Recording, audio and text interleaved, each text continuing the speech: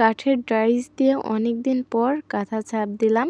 কাঁথা কীভাবে ডাইস দিয়ে ছাপ দেয় সেটাই আজকে তোমাদের সঙ্গে শেয়ার করব।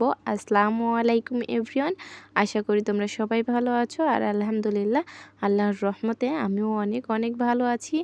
আমি সকাল থেকে তোমাদের সঙ্গে ভিডিওটা স্টার্ট করছি। আই হোপ আমার ভিডিওটা তোমাদের কাছে ভালো লাগবে। তো আমি ডাইস দিয়ে কাঁথা ছাপ দিই, অনেক দিন পর 3টা কাঁথা আসছে। আর এর মধ্যে আমাদের এদিকে তেমনভাবে কাঁথা ছাপ দেওয়ার জন্য কেউ আসে না। তো আজকেই একদম 3টা ছাপ দিয়ে শেষ করব। আর এর মধ্যে তোমাদের সঙ্গে পারলে একটু একটু করে শেয়ার করব। তো কিভাবে কাঠের ডাইস দিয়ে কাঁথা ছাপ দেয় সেটাই তোমাদের সঙ্গে শেয়ার করব। আর আসলে একটু তোশকের উপর হলে ভালো হয়। তো নিচে একটা এক্সট্রা ছাপ দেওয়ার জন্য তোশক থাকলে ভালো হয়। তো আমার তো ছিল, কোনো কারণে এখন নেই। তো এর জন্য বিছানার উপর পেরে নিছি যাতে করে খুব তাড়াতাড়ি হয়ে যায়। খালি কাঁথার উপর ছাপ দিলে দেখা যায় ভালো করে ডাইসটা বসে না, বা ডাইসটা একটু বেঁকা থাকলে সেই জায়গা হয় না। আর তোশকের উপর দিয়ে একটু চাপ দিলে সব জায়গায় সুন্দরভাবে ফুল উঠে যায়। এর জন্য নরম কিছুর উপর ছাপ দিলে ভালো হয় ছাপ দেওয়া। আমার যেহেতু তোশক নেই, এর জন্য বিছানার চাদর তুলে, কাঁথা চাদর বালিশ মালিশ সব তুলে বিছানার উপর ছাপ দিচ্ছি। ছিল ছোট তোশক, সেটা হচ্ছে হাজব্যান্ডের পুকুরে নিয়ে গেছে।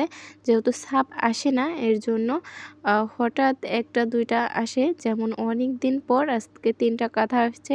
তো সেই 3টা কাঁথা দিচ্ছি ছাপ। প্রথমে ব্রাশে করে রং নিয়ে ডাইসে মাখায় নিব। তারপরে ডাইসটা কাঁথার উপর ফেলে হাত দিয়ে চাপ দিলেই এই যে খুব সুন্দরভাবে হয়ে যাচ্ছে ফুল। আর আমি প্রথমেই এই যে চারপাশে পাড়ে দিয়ে নিছি পাড়, এখন শুধু ফুল দিব। আর এই দেখাই যাচ্ছে খুব সুন্দরভাবে ফুটে উঠেছে। আর এই ফুলের মাথা, ফুল 4টা ফুল এক জায়গা হবে ছাপ দেওয়ার পরে, দেখতে খুব সুন্দর দেখা যাবে।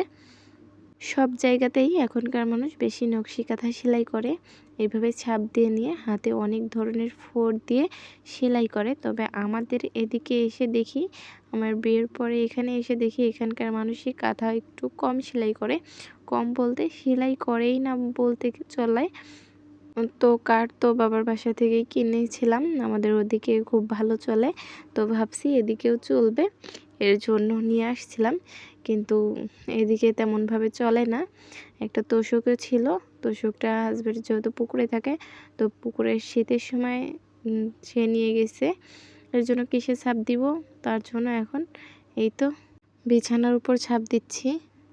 আর তাছাড়াও ভেবেছিলাম যদি ছাপ অনেক বেশি আসে তাহলে একটা তোশক বানিয়ে নিব, কিন্তু তেমনভাবে ছাপ আসে না। 2 মাস পরে একটা আসে, 3 মাস পরে একটা আসে। এবার তো প্রায় 5-6 মাস পরে 3টা কাঁথা একসঙ্গে এসেছে। তো এর জন্য এখন কি করব, পুকুর থেকে আবার ওটা নিয়ে আসবো। এর জন্য বিছানার কাঁথা বালিশ সব তুলে বিছানার উপরেই ছাপ দিচ্ছি। তাহলে রঙটা খুব ভালো করে বসবে, ফুলের কোনো জায়গায় ফাঁকা থাকবে না, পুরোটা রং হয়ে যাবে। আর এই খেতাটা হচ্ছে কাপড়ের, পুরান কাপড়ের, এই জন্য একটু রংটা ছাড়াইয়া যাচ্ছে। এইভাবে ছাপ পুরো কাঁথা দিয়ে নিব। আর তার সঙ্গে আরও যে 2টা কাঁথা আছে সেই 2টা কাঁথাও ছাপ দিয়ে নিব। একটা কাঁথা ছাপ দিতে প্রায় 1 ঘন্টা 1.5 ঘন্টা টাইম লাগে। আমার 3টা কাঁথা ছাপ দিতে প্রায় 4-5 ঘন্টা টাইম লেগে গেছে। এই কাঁথাটা প্রায় ছাপ দেওয়া শেষ, আরও অল্প একটু আছে, বেশি নেই। তো এই পর্যায়ে এসে আমার ভিডিওর কোথাও কোনো অংশে একটু আমার প্রিয় আপু এবং ভাইয়াদের যদি ভালো লেগে থাকে তাহলে অবশ্যই লাইক, কমেন্ট, শেয়ার এবং সাবস্ক্রাইব করে আমার ছোট্ট ফ্যামিলির সদস্য হয়ে যাবা। আর পাশে থাকা নোটিফিকেশানের অল অপশানে ক্লিক করে দিবা, যাতে করে আমি ভিডিও ছাড়ার সঙ্গে সঙ্গে সেই ভিডিওর নোটিফিকেশান তোমার কাছে পৌঁছে যায় আর তুমি তোমার সময় মতো দেখে নিতে পারো।